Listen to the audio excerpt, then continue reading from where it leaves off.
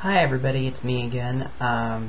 It's been a while since I did my last video, and there's been something that's been running around in my head for the past few days, and I thought this would be a great idea, to talk about.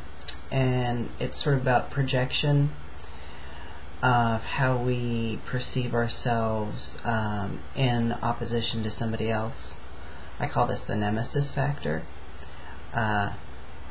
And some people are more prone to it than others. I've had a history of this, which is why I'm going to talk about it. But you pick somebody in your life who, is challenging to be with or work with or be friends with or whatever, or be enemies with, and it's usually the ultimate expression of this factor. But basically we project onto them everything that we don't like, about either ourselves or about people in general or about the world, and they become the ultimate villain for us, minus the leotard and cape, of course. Well, we hope. And it got me thinking, who am I if I don't define myself by a conflict? And I think a lot of times we tend to define ourselves by what we're against. We see things in that duality, the dual nature thing, and so it's us, them, him or me, or her or me, whichever. And basically, it's about getting caught up in the ego. Now, don't get rid of your ego. It's your servant, it's your pet, it's your, as Sonia Choquette says, I love her videos. That's the best thing I've ever heard, is someone referring to their ego as their pet, because it's part of you and you should love it. You also shouldn't let it run your life, and I think I let mine off the leash a little too much. So this is just something to contemplate, to ponder. Who am I when I am not against anyone? Who am I when I am not in conflict? And that, force you to really think, carefully about, what it is you do, how much time you actually spend scorekeeping, or finding fault with others, judging.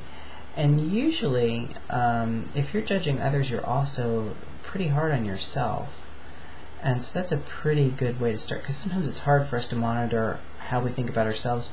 But if we're constantly criticizing somebody, either internally, or we're speaking it, or we're gossiping about people, then we're probably also gossiping about ourselves, and we haven't gotten the distance to be aware of that. And it's really, I found this is a rampant problem. It has to be rewired completely.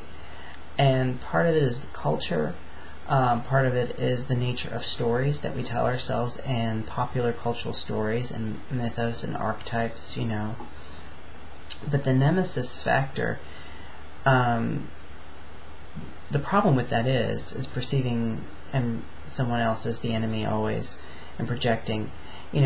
Say we overcome something, or someone's no longer in our life, and yet we continually project. We're making an energetic connection, and so we're not able to let go and have better relationships and better things come into our lives.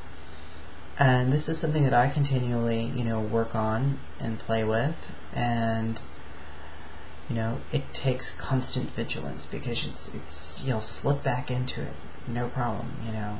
The teacher who was, too harsh, the boss that's, too demanding, a parent even, or a sibling, or someone you went to school with, or your neighbor, or, your ex-girlfriend.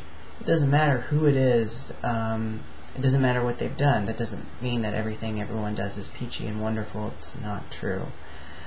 But we tend to confuse action with person. So, they did bad stuff to you. And yet, in our minds, sometimes we will, create this story about them that, makes them evil or makes them, the worst person ever. And of course, that's not true. You haven't met everybody. So, anyway, there's just some things to ponder. Who are you when you're not in conflict with anybody? How do you define yourself outside of the realm of conflict? And think about it. And post video responses, because I want to know, because I'm working on it too. Anyway, signing off.